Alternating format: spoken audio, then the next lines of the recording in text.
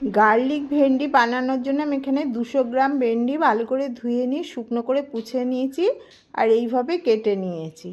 প্রত্যেকটা ভেন্ডি এইভাবে কেটে নিলাম, নিয়ে ওর মধ্যে 1 চামচ কর্নফ্লাওয়ার, 1 চামচ ময়দা আর সামান্য নুন দিয়ে ভালো করে মাখিয়ে নিলাম, আর একটু জল ছড়িয়ে দিলাম যাতে মশলাটা কোট হয় ভালো করে। এবার কড়ায় তেল দিয়ে দিলাম বেশ খানিকটা। এবার ওগুলো ভেন্ডিগুলো ভেজে নেবো, কুড়কুড়ে করে ভেজে নেব, খেতেও সুন্দর হয়। ভেন্ডিগুলো ভাজা হয়ে গেছে। এবার রসুন 5-6 কোয়া রসুন কুচিয়ে নিয়েছি আর একটা কাঁচা লঙ্কা দিয়ে দিলাম। দিয়ে এবার চিলি সসটা দিয়ে দিলাম, অরিগ্যানো 1/2 চামচ দিলাম, 1/2 চামচ শুকনো লঙ্কা, 1/2 চামচ হলুদ আর আমচুর পাউডার কিছুটা দিয়ে দিলাম, খেতেও টেস্ট হয় উপর থেকে। এবার একটু টমেটো সস দিয়ে দেবো, বেশি না, 1 চামচের মতো। একটু নুন দিয়ে ভালো করে করে নিলাম, কষিয়ে নিলাম। এবার ভেন্ডিগুলো দিয়ে ভালো করে ভেজে ওপর থেকে তিল ছড়িয়ে দিলাম, খেতে খুব সুন্দর।